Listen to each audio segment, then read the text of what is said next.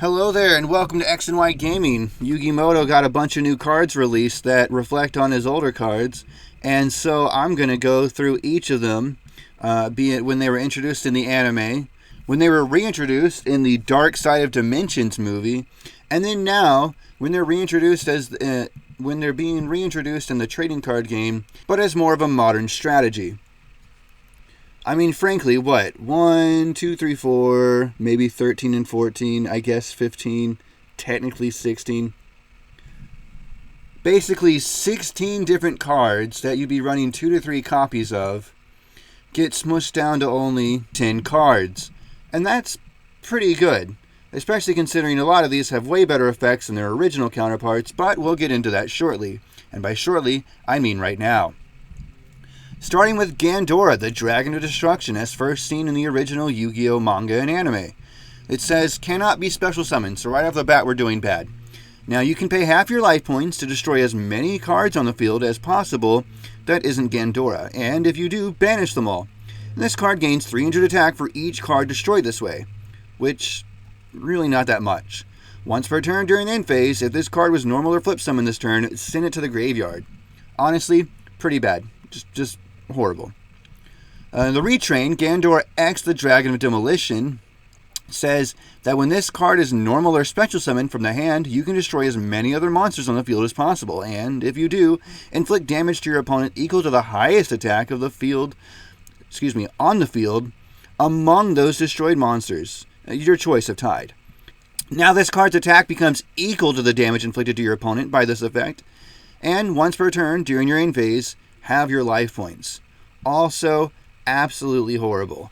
Now, you can special summon it, and that is pretty good. The destruction effect doesn't happen, isn't at the cost of half your life points, so it's also pretty good. You could, try to activate his effect, right, and then it get negated, or whatever, and then at least at then, you wouldn't have half your life points for nothing, right?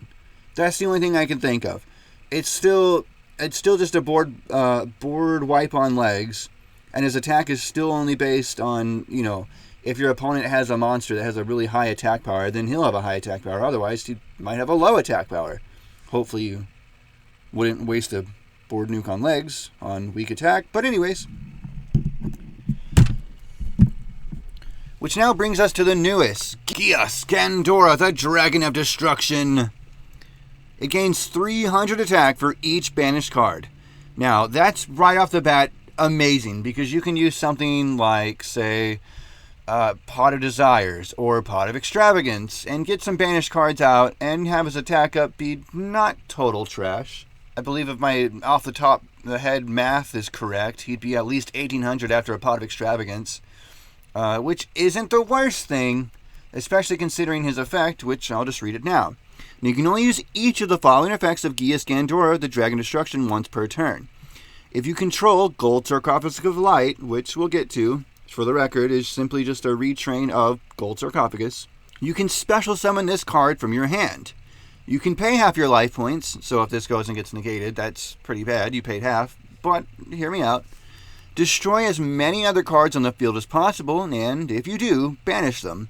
Then, special summon one level 7 or lower monster from your deck that mentions Gold Sarcophagus of Light, and if you do, increase its level by the number of cards destroyed by this effect. Honestly, that's a lot better, especially if you destroy a bunch of cards, whether it's your opponent's or your own, because you're going to get a huge beat stick out, and I'll point out much more clearly later on. But honestly, this is a way better retrain. It has base attack coming out of the gate, which is good if you build your deck around it. And I love it. It's great. Beautiful retrain. So now we move on to the gadgets. Originally, there were 3 colored gadgets, and believe it or not, there was a time when these were actively played and part of the metagame. Pretty crazy to think about. I'm not sure that these things were very popular, but they're still pretty cool, and I like how they're gold and silver instead of 3 colors. It's only, it's two cards to keep up with. You're running 6 cards instead of 9. But, again, I digress. So let's start with the yellow gadget. All these guys are level 4. I guess I should point out that this guy was level 8. But these guys are level 4. So when this card is normal or special summoned, starting with yellow, you can add 1 green gadget from your deck to your hand. That's it. That's all it does. You might think that's not that great. And nowadays it's not. I mean, it's still thinning the deck down by 1, but it's still not that great. But red gadget does the same thing when normal or special summon, but you can add 1 yellow gadget from your deck to your hand, followed by green gadget that says when it's normal or special summon, you can add 1 red gadget from your deck to your hand. So like I said, not the greatest effect, but you're still thinning your deck down by 1. Let's see what the gold and silver gadgets change about this game design. And they made these new Yugi cards, and I really like them. I think it's a fun deck, so I'm going to keep talking about it. Anyways, gold gadget, what does it do? 4 stars. When this card is normal or special summoned, you can special summon 1 level 4 machine monster from your hand. First of all, that is insane, okay? Like, I know it's not the greatest thing in the world, but considering if you play these in the right kind of deck, you could just get out all sorts of cheap crap, probably. Like, there has to absolutely be other uses for this than just gold and silver, but I digress. So when it's normal or special summoned, you get to special summon to level 4, blah, blah, blah. If this card is destroyed by battle or card effect, you can special summon 1 level 4 gadget monster from your deck, except gold gadget. You can only use 1 gold gadget effect per turn, and only once that turn. And then we have silver gadget. When this card is normal or special summon, you can special summon 1 level 4 machine monster from your hand. Wait, level 4 or lower? Just level 4. Okay, well that's still pretty good, I think. If this card is destroyed by battle or card effect, you can special summon 1 level 4 gadget monster from your deck, except silver gadget, and you can only use 1 effect per turn, and only once that turn. Oh man. I mean, it gets them out of the deck, and that's kind of cool, and plus you could get one of these guys, and then really start ramping down the strategy. Like, if you made a whole, like, straight-up gadget deck, then probably this would work out well. Maybe. I don't actually know. You know, don't quote me on this. But anyways, we're going to forget about gold and silver. They're just kind of here and they look cool. But let's focus more specifically on tricolor gadget, which is paying more homage to the original 3. Okay. And the original 3 here are all, again, they're all represented, but it says, and they're all 1 monster, and it says, if this card is normal or special summoned, you can add 1 gold sarcophagus of light, which, again, is this retrain of gold sarcophagus, or 1 spell trap that mentions it from your deck to your hand. Easily one of the best cards in this little set, or whatever it would be called. Insanely useful. I love it. And now, also, if this card is destroyed by battle or card effect, you can set 1 Stronghold to Hidden Fortress directly from your deck. And you can only use each effect of tricolor gadget once per turn, which is a far cry better of you can only use 1 effect per turn and only once that turn. It's way better. Still once per turn, but not as limiting. And like I said, all 3 gadgets are represented in 1 card. I think it's fantastic. And then we have... And see, basically the whole theme, like I said, is you're just shoving, 3 or more cards into 1 card, and then giving it a good effect. So Silent Swordsman level 3, level 5, and level 7 all have roughly similar but different effects, which I'll now point out. So Silent Swordsman level 3 negates your opponent's spell effects that target this card. Also, during your standby phase, you can send this face-up card to the graveyard to special summon 1 Silent Swordsman level 5 from your hand or deck. You cannot activate this effect the turn the card is summoned or flip face-up. Frankly, I guess I wasn't sure. I don't know, maybe you could summon out like Call the Haunted at the draw step or something, right? And then during the standby phase, try to summon it out. Yeah, I guess that's what they were going for. But anyways, he doesn't really do anything yet. He's negating spells effects, but we're getting there. Silent Swordsman level 5. Honestly, distribute some of this, but I digress. Unaffected by your opponent's spell effects. Not just the ones that target him, just all of them. The Dark Hold doesn't matter. He's still on the field. It's great. During your next standby phase, after this card inflicts battle damage to your opponent by a direct attack, you can send this face-up card to the graveyard. Special summon 1 Silent Swordsman level 7 from your hand or deck. So just bear in mind, this guy can't level up the turn he's summoned. This guy can. Tribute summon him out one way or another, right? Call the Haunted, who cares? And it's kind of annoying, though. You have to, during the next standby phase, I guess that's why he doesn't have that clause. Cannot be normal summoned or set. That's sad. must be special summoned by Silent Swordsman level 5, and cannot be special summoned by other ways. Negate all spell effects on the field. Wait a minute, so the whole point of these monsters was to get over levels. So here's level up. You send a face-up level monster from you control to the graveyard. Special summon one monster from your hand or deck that is listed on the ignoring it. Okay, that makes sense. Alright, I guess these are all the clauses I don't remember paying attention to as a kid, back when these were actually played. But Silent Swordsman level 7, like I said, negates all spell effects on the field. Honestly, that's kind of bad, because now you can't use spell effects either. Unless you're trying to make a whole shutdown deck, then I guess. But it's not the greatest. So let's see how they improved them. Now, as far as I know, this one wasn't in the movie, but they retrained it. And it looks to be, yeah, I guess this would be more modeled after 7. Well, anyways, cannot be normal summoned or set. Must be special summoned from your hand by attributing a warrior type monster, and cannot be special summoned by other ways. So you just throw them in a generic warrior deck maybe, who knows. Once per turn, during the standby phase, this card gains 500 attack. Once per turn, during either player's turn, when a spell card is activated, you can negate the activation.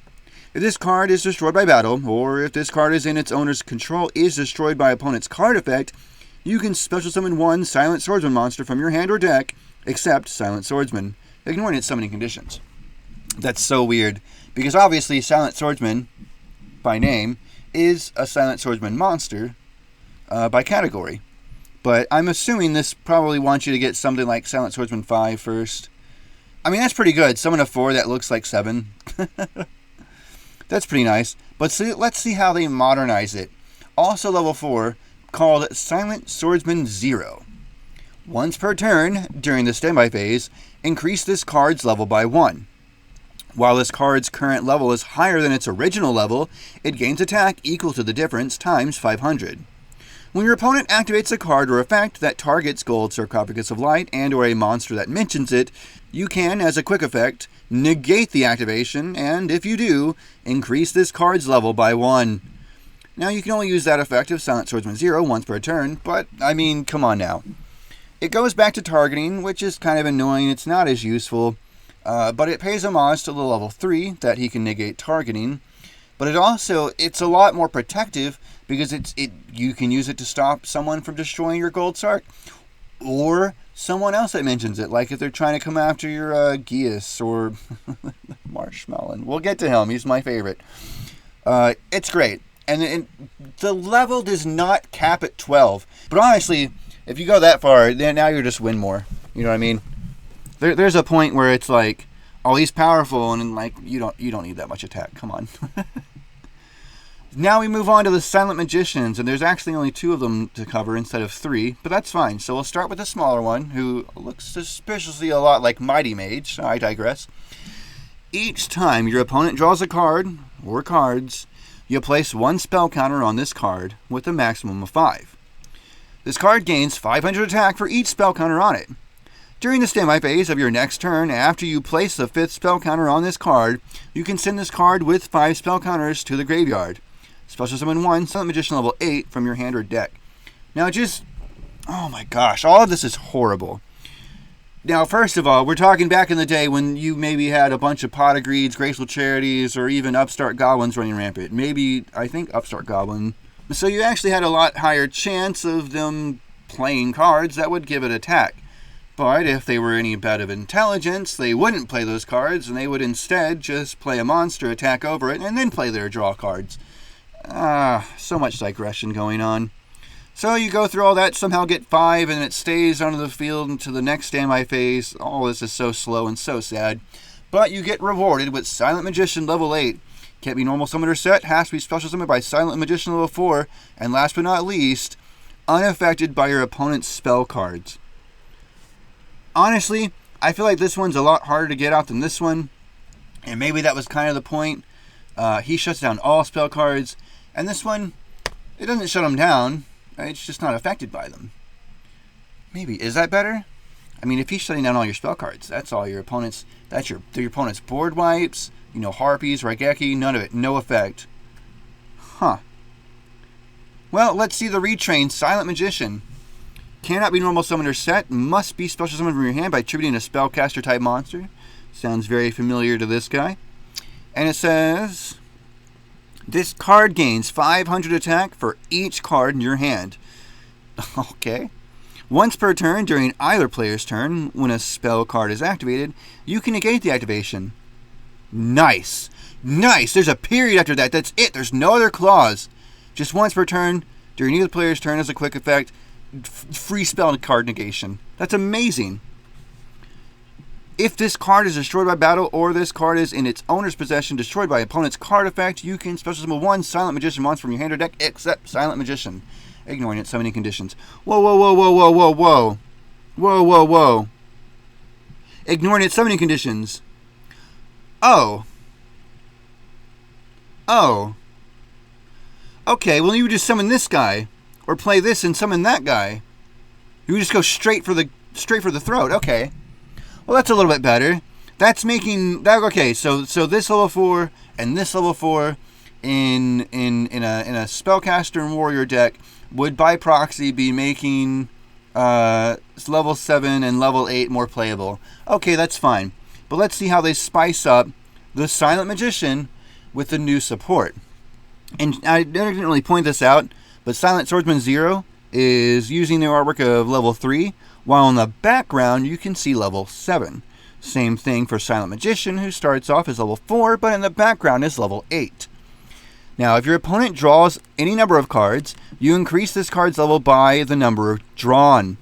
I just want to clarify that this thing says each time your opponent draws one or more cards, you place one spell counter on them. So it doesn't matter if they pot agree draw 2, you're still only getting one counter.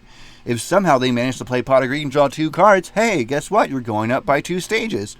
You know, there's no spell counters involved. There's not like a manipulation, the magic stone, whatever, the spell counter transfer trap card. I can't think of the name right now. But if your opponent draws a card, for each card you'll go up a level. And just like the swordsman, for each level difference after 4, it gains 500 attack. Here's the best part. When your opponent activates a spell card or effect while you control Gold Sark, you can negate the activation, and if you do, increase this card's level by 1. So not only... Now, okay, you have to have Gold Sark. The entire deck falls apart if you don't have Gold Sark, okay? It's kind of gimmicky, but they make it work. Now, you get a free negate, and not only do you get a free negate, you get a level up boost and an attack boost because of the level up boost. It's absolutely fantastic. Absolutely beautiful. Now just imagine, if you will, this Code Geass. This Geass Gandora, the Dragon of Destruction, banishes all the cards or whatever, and then you bring out one of your 4. Usually, I like Magician. The Swordsman is pretty cool. Okay, I mean, they're both powerful. But then they go up a level. Like, let's just say you destroy 5 cards. Now it's level 9. Now it's, 5, 10, 25, 3,500 attack. That's already as good as level 8. Except it can actually get even higher than that once it negates a spell card. It's so silly. And it basically just boils down to turning either Magician or Swordsman into big number. Like, yeah, the dragon kind of has big number too, but it's just oh my gosh, it's so cool. Anyways, Marshmallow, original Marshmallow. I remember pulling this out of a Japanese pack, looking up a translation online and slipping it into my deck, and I printed out the translation and I carried it around with me everywhere. People, I'd play it down, I'd flip it up, and be like, you take 1,000. I'd be like, that's in Japanese. I'm like, first of all, here's the 1,000 on the card text. Second of all, here's the transliteration. I'd be like, all right, we'll let you use it. Anyways, all right, Marshmallow, here we go. Look, 3 stars, can't be destroyed by battle. Absolutely beautiful. After damage calculation, if this card was attacked and was face down at the start of the damage step, the attacking player takes 1,000 damage. So basically a flip effect on a non-flip effect monster. Like, it's great. and they take 1,000 damage. Because, back in the day, you'd just like, oh, I set pass. And then they attack into it, and they're just trying to attack over it so they can attack directly. But they run into Marshmallow. They're the ones taking damage, and they still have to deal with Marshmallow. And then you activate the glasses. Continuous spell card, 1 line of text. Is there one? 1 line of text. While Marshmallow is in your monster zone, monsters your opponents control can only target Marshmallow for attacks. Now, first of all, I just want to point out, the lore behind this would indicate that the Marshmallow glasses, as a continuous spell, basically just hands out glasses to all of your opponent's monsters, and then that way they can only see Marshmallow through their Marshmallow tinted glasses. That's not the case, exactly as we'll see here in the retrain, or they simply reversed it, who knows. In the Dimensions of Darkness, how do I not know this by memory? I used to watch this movie every day. Dark Side of Dimensions. I just read that 5 minutes ago. How did I not remember? Marsh Macaron. I used to watch the damn movie every single day. I was so enamored by it. What is wrong with me? Marsh Macaron. I love this card. Absolutely love this card. I saw Yugi use it in the movie and immediately bought 3 and shoved them straight into my Blue Eyes deck. It's the stupidest thing I've ever done. I regret nothing. If this card is destroyed by battle or card effect, you can special summon up to 2 other Marsh Macaron from your hand, deck, and or graveyard. And you can only use that effect of Marsh Macaron once per turn. But I mean still. If you can get your opponent somehow in a good position, or for them bad, for you good, in a good position where they end up ending on attacking Marsh Macaron, you get 2 monsters that you can use as tributes. This sounds so old. Marshy Marshmallow. This is absolutely... It's so nostalgic seeing Marshy Marshmallow and wearing his own glasses. Like I said, they must have reversed the lore for this one, but I digress. So while you control Gold Sark of Light, this card cannot be destroyed by battle. Also, your opponent's monsters cannot target other monsters for attacks. So right off the bat, like I said, he's got both effects. Still contingent on having Gold Sark of Light, but that's fine. Like I said, the whole deck's built around it. Now you can only use the following effects of Marshy Marshmallow once per turn. During your opponent's turn, if you control Gold Sark, quick, you can special summon this card from your hand. If this card is destroyed by card effect, I love this, you can special summon one of your other Marshy Marshmallow that is banished or in your hand, deck, or graveyard, and if you do, inflict 1,000 damage to your opponent. I mean, now, you can still only do that once, okay, but I absolutely love that if it gets destroyed, you can replace it, and it deals 1,000 damage, and they can only attack your Marshmallow. It's so good! It takes, like, all 3 of these things and just shoves it into one. Oh, chef's kiss. It's absolutely beautiful. Now we move on to the Ties of Friendship. Man, I should have arranged these in a different order maybe, but I digress. Ties of Friendship is insane. If there's any card that you're like, oh, it lets you summon a monster from the deck, that must be pretty good. Well, this one does 2 of them.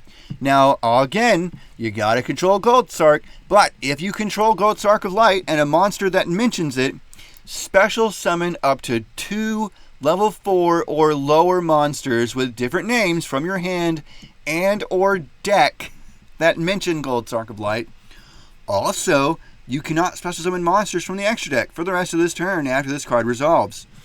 You can only activate 1 Ties of Friendship once per turn. So that's why I say absolutely, combine this deck, combine these cards with something like Pot of Extravagance. I want to say there's another Pot of Prosperity that banishes from the extra deck. But they might keep you from actually getting these cards that lets you, like Gold Sark adds, this guy adds. So you're going to make sure your effects don't contradict. But hey, also, maybe some Dogmatica stuff. Dogmatica Punishment. No, you can't add stuff special for your extra deck. For who cares? Ties of Friendship not going to let you do it anyways. You're not even trying to do it in this deck. You don't care about the extra deck. You use the extra deck for draw power. Ties of Friendship is so good, it gets out 2 monsters. Here is an old Silent Sword Slash, okay? So you target a Silent Swordsman monster that you control. That monster that you control gains 1500 attack and defense, and if it does, until the end of this turn, it is unaffected by your opponent's card effects. Now, this card's effect activation and effects cannot be negated, which is pretty good. It also goes on to say that you can banish this card from your graveyard to add one Silent Swordsman monster from your deck to your hand. I mean, you already have to have a Silent Swordsman on the field to make it good, and then you can banish it to search out like 5 or something, or maybe him. Maybe you use it on him, and then, but he's so much from the deck. What is the point? I don't know. There's got to be some application. Let's see how the retrain does. Turn Silence. You target one face-up monster you control, any monster. Increase its level by 3. And if you activated this card in response to your opponent's monster effect activation while you controlled Goldsark of Light, and a monster that mentions it. I know there's so many caveats, but trust me, these caveats are just not hard to pull off. Negate that opponent's effect. During the damage calculation, if your monster that mentions Goldsark of Light battles, you can banish this card from your graveyard, and that ends the battle phase. You can only activate one Turn Silence per turn. Like, okay, fine, who cares? Probably one of the most annoying things about this card, especially in Edo Pros, if you're just like me and sometimes you just, your brain veggies out and you start clicking buttons. It's bad, because you'll be in the middle of just absolutely destroying someone with a disgustingly high attack mage or swordsman or even dragon. And it's like, hey, do you want to activate this effect? And you're like, yeah, sure, whatever. And next thing you know, your battle phase is over. Let's go. All right. Silent Burning. See, I don't actually remember or know when these cards were released, but I have to imagine it was around the time that these cards were released. Again, I have no idea. That's speculation. I'm not going to double check my work here. During the battle phase, if you control a Silent Magician monster and have more cards in your hand than your opponent, each player draws until they have 6 cards in their hand. First of all, let's go over here to Card of Sanctity, but the anime version, because Card of Sanctity originally banish all of the cards you control and in your hand, minimum of 1 total, draw until you have 2 cards in your hand. That's terrible, and I hate it. Card of Sanctity anime, each player draws until they have 6 cards. That's a lot better. I don't like the idea of letting my opponent draw to 6, but I love the idea of drawing to 6. So that's a price I'd be willing to pay. Hopefully I don't give them more hand traps. I digress. That's where they get this effect from, I presume. You draw until you have 6 cards in your hand. Oh, I'm an idiot. Well, they do that on this one, too. If each player draws until they have 6 cards in their hand, it can't be negated. You banish this card from your graveyard, add 1 Silent Magician from your deck to your hand. I get it, I guess. And you have to have more cards in your hand than your opponent. That's stupid. It's so useless. This seems so useless. Unless, I guess, what is it? Which the one? No, because even then it only gains 1 counter per... It's stupid. It's stupid. I hate it. This one's way better. Look. Silent Towards the Future. Or Silence, whatever. Add 1 monster from your deck to your hand that mentions Goldsark of Light. It's a searcher. It's amazing. You'd have no reason not to want to play 3 of this copy, regardless of what it does afterwards. It could, unless it's like, after you activate this card and it resolves, you lose the game, right? You probably don't want to play that at that point. Unless it's anything else but that would give you no reason not to want to play at least 3 copies, because it says the very first line, add 1 monster from your deck to your hand. Perfect. Absolutely beautiful. Then, if you activated this card during the battle phase while you controlled Goldsark of Light and a monster that mentioned it, doesn't have to be the Silent Magician, just literally any Goldsark mentioning card and Goldsark. Each player draws cards until they have 6 cards in their hands. You can activate once per turn, who cares? That's amazing! Especially considering if you have the Silent Magician, he's going up a level per card. At that point, it does still suck that you're giving your opponent 6 cards, but you're going up at max 6 levels, which is at max plus 3,000 attack, 4,000 attack Silent Magician at the cost of giving your opponent a few extra cards in hand. If there's nothing in their hand, and this isn't the battle phase, Oh, and it doesn't even have to say you attacked. You could do it on... You could just do it. Just activate. Just get a quick search off. Make everyone draw to 6. And if those cards in those hands don't do anything, if they don't draw into something like Battle Fader or whatever, boom! You have a 4,000 attack Silent Magician that can just wreak havoc. It's beautiful. Gold Sarcophagus, the original, the OG. Now, just as a really quick aside, in the manga and anime, Gold Sarcophagus, for some reason, had an additional effect of, quote-unquote, hiding a card inside of it. Maybe I'm exaggerating or misremembering. But little Yugi puts Monster Reborn in Gold Sarcophagus. So now, when the Pharaoh attempted to use Monster Reborn, little Yugi was like, bro, you can't. My Gold Sarcophagus negates your Monster Reborn. Banish one card from your deck face up. During your second standby phase after this card's activation, add that card to your hand. That's it. That's all it does. This is a really good card in the Albaz deck, specifically because you can Gold Sark the bird, and the bird triggers and gets another search off. And then later you get the bird anyways as a negation. It's great. I digress. It doesn't do anything like what it did in the anime. So now we have Gold Sarcophagus of Light, the retrain of Gold Sark, and even told in the artwork you can kind of tell it's very paying homage to that moment. But let's just read it. Cannot be destroyed by monster effects. Absolutely beautiful first line of text. You can only use each of the following effects of Gold Sark of Light once per turn. During your main phase, you can add one card from your deck to your hand that mentions Gold Sark of Light, except Gold Sark of Light, which if you're using Gold Sark to search Gold Sark, I mean, I don't know. I guess, I don't know. I used to use that one spell searcher for spell counter, so maybe, I don't know. If your opponent special summons a monster from their graveyard, you can discard a spell card, then target one of those monsters, send it to the graveyard. Oh my gosh. That's just so much. And it wouldn't work on Obelisk. But anyways, I digress. They're trying... They're just trying to make it look more like the anime, I guess. And that technically works. It technically works. I still like this deck. And we have one last card to talk about. Well, two. Stronghold, the Moving Fortress. Now, I could have sworn Metalhold, the Moving Blockade. Yes, I remember now.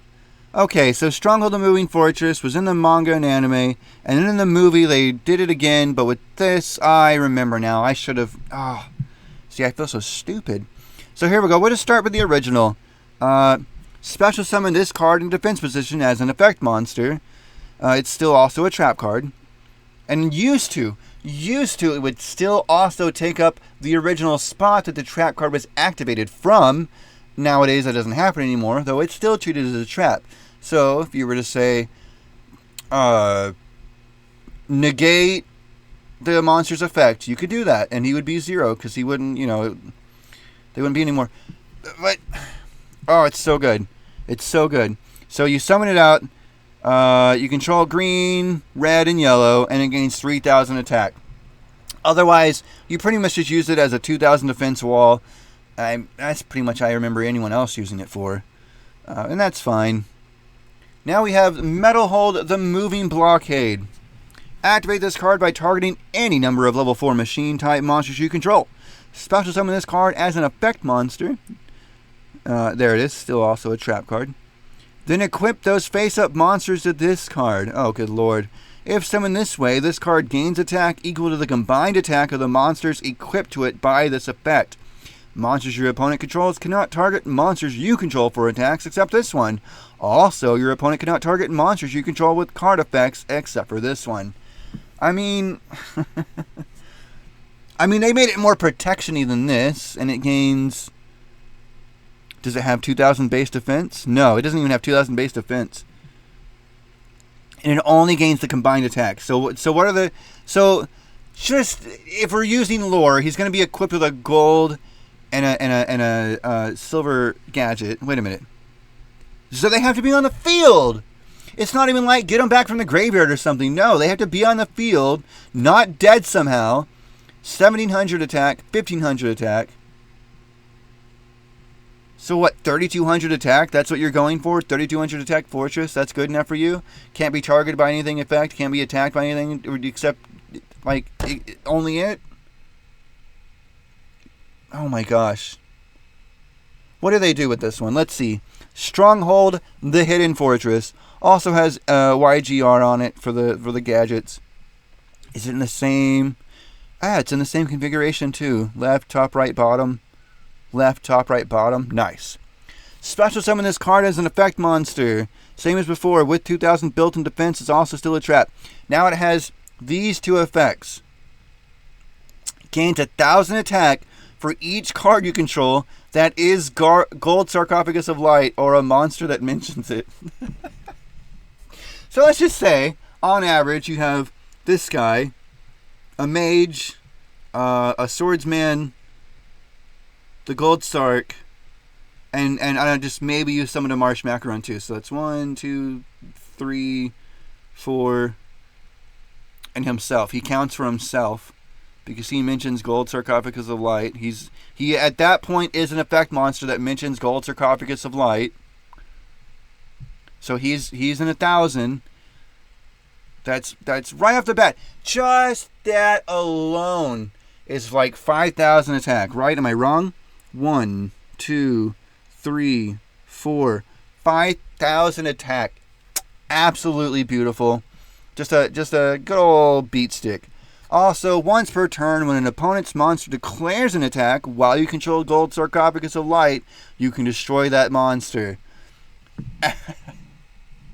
He's a 6000 beat stick. Well, I mean, you know, as low as 0. Actually, as low as 1000. Because he'd at least count for himself. 6,000 beat stick that, God forbid, your opponent tries to attack anything else. You know, they're like, well, I gotta do something. You can destroy it. Like, it's great. There's so much better synergy here. Like I said, like let's take out all the cards that aren't the newest ones. There you go. There you go. Try to make a deck starting with these cards. Don't even get me started on the extra number of copies of cards versus trying to make a deck with these cards work, right? Like it's just better when you can take 3 monsters and condense it down into 1. It's so much better when you can take the gimmick of 2 or 3 card combo and condense it down into 1 just by having one of this on the field. It's fantastic. The fact that this normal summon searches this, or that you can play this to search him, there's basically no way that you're not going to get a whole combo going unless you just have a bad draw. Like, bad draws happen to all of us. And also, while I'm here is the vague basic deck I threw together, which is essentially just like Pot of Extravagance to capitalize on getting this guy at a good, decent base attack.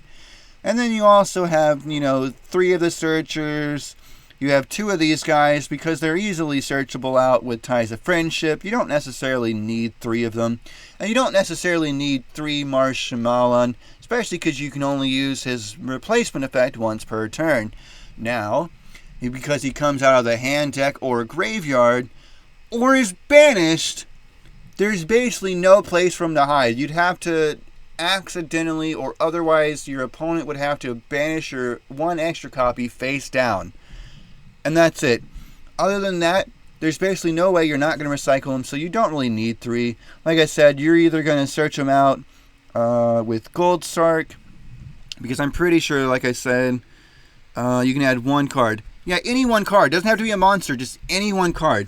So, one way or another, you're going to get it searched out with this to get this, and then you can use him to get this, or you can get him out with this, or you can just draw into it naturally and then summon it during your opponent's turn, and then focus on getting these 2 guys out.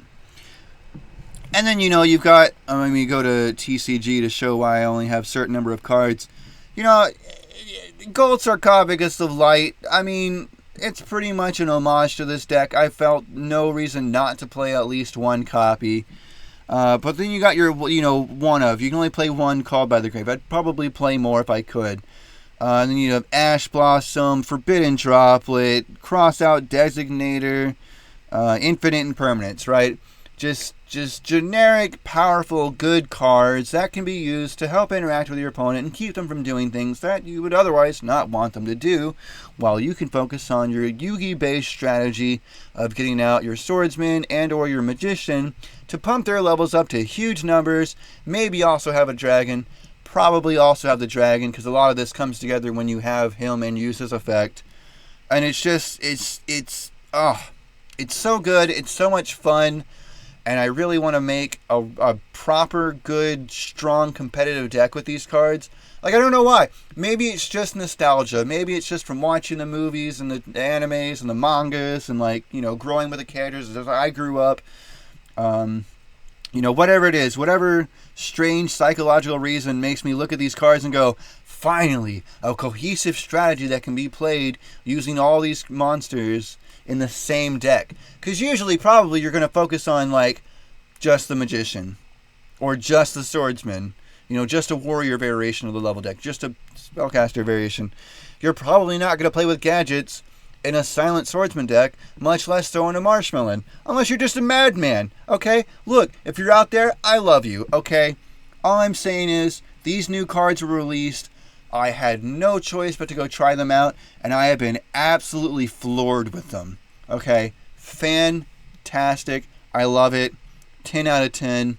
I don't know what else to say. I just thought it would be cool to talk about these cards, the evolution of how they got here, and what they're doing now, which is pretty cool. Now, just out of curiosity, one last thing before I end it off. We'll do a test hand, just to see how it goes. Not the best hand. So this would be a bad hand. This would absolutely be a bad hand. Let's just see. So Gold Sark can banish any card. Now I want to see. What does it say? So destroyed by battle. Okay, so I'm not going to get an effect off by that. He doesn't do it by banishing. And this one I'm pretty sure has to be destroyed by card effect. Yeah. And it's also sad that you can't do it by battle either. It has to be by card effect. But he can't be destroyed battle, so I guess that makes sense. I don't know. Anyways, because he could be negated and attacked over. Well, I guess if he was negated. But if it activates in the graveyard. Anyways. Well, there's nothing really to banish here. And maybe, just maybe, I probably shouldn't run Gold Sark. The irony. But we'll just banish something for the sake of getting it banished. And then set this down, and that's it. Now I don't think the opponent actually does anything. Yeah, they don't do anything. That's pretty sad. You think they would, but hey, you can get this guy out. Oh, and am I supposed to play for my opponent too? What? I'm so confused. I don't understand how test hands work. Either way, he counts for himself. So if you throw down another one. I'm going to see if I can activate a card. Oh my gosh, it's like the best play with yourself situation. This is hilarious. First of all, you get rid of 6 cards. Hope your opponent doesn't have Ash. And even if they do have Ash and you don't draw cards, you don't have Gold Sarks. Oh, it's not the sword one either. So to go ahead and activate this just to get it to stop asking me. There, 2,000. Boom. He counts for himself. It's great. Whatever. Set this down. You don't even have Gold Sark. Oh, we can do this, though. It's not the battle phase. I'm going to let my opponent draw 6 cards. I'm not going to let myself draw 6 cards? Huh. But anyways, you play the Gold Sark. You get the Tricolor Gadget. And then you play Tricolored Gadget. Which, of course, gets you another search. And that will let you get Gold Sark. So then you play Gold Sark. Which doesn't really do anything. But you can activate it now if you want. Go search out Marshmallow or something. Or maybe one of the other spell cards, honestly. Like the sword one. That would be a good one to get. But you can play Ties of Friendship. So because you have the monster that mentions it and Gold Sark, you get 2 monsters for free out of the deck. And then again, because you have Gold Sark, you can then activate Gaia Scandora to summon himself. Now here's where it gets tricky. There's 6 cards. Oh, I was off on my math apparently. He gains 300 attack for each banished card. Oh, right. Not just yours. Duh. Absolutely. Duh. Idiot. We're going to activate his effect. Pay half your life points. Non-Ash Blossom. Doesn't matter. So, Gold Sark cannot destroy monster effects, which is why it pairs so well with this. So it's really great. So it's saved. You have 2 cards on the field. All those cards got banished. His attack goes up. But not only that, we'll go with the Magician. I don't know why I like the Magician more. And Tricolor Gadgets effect goes off, which will get you a trump card. Can't be activated this turn, but that's fine. So right off the bat, you have a 4,000 attack Silent Magician. 30. Okay, well, it's not exactly OTK, but this is the general idea of the deck. This is what it wants to do. It wants to get all these familiar Yugi monsters on the field and then blow them up. So here's 2 things that's happened. I'm just going to go ahead and activate these so it stops asking me. Summon Marshmallow in defense position, the trap card in attack position. And then he goes up a level. So then, let's see. 4, so now 11. And I'm pretty sure it doesn't stop there. I'll try to make sure I can make it happen. So like I said, Gold Sark of Light. Ooh. Free negate, free level up. Boom. 5,000 attack. So it just shuts down this entire strategy here. But that's fine. So let's see. Target a face-up monster, increases level by 3. This is exactly what I wanted. So I'm going to activate this, put it on her. Boom. Level 15. You find me a monster. Like, there's got to be better ways to... There's, like, not even better. Just other ways of abusing this to where you have, you know, those Earth's Arctics that subtract level, right? Maybe you get a level 3 Earth's Arctic, bump her up to 15, and then make a level 12 Synchro monster or something. Like, I don't know. There's got to be ways to abuse this. It's so funny to me. And even then, like, 1, 2, 3, 4, 5 cards that mentions Gold Sark of Light. So he's a 5,000 attack beat stick. She's at 6,500. And the dragon who facilitated all of these plays, admittedly, is only at 3,600.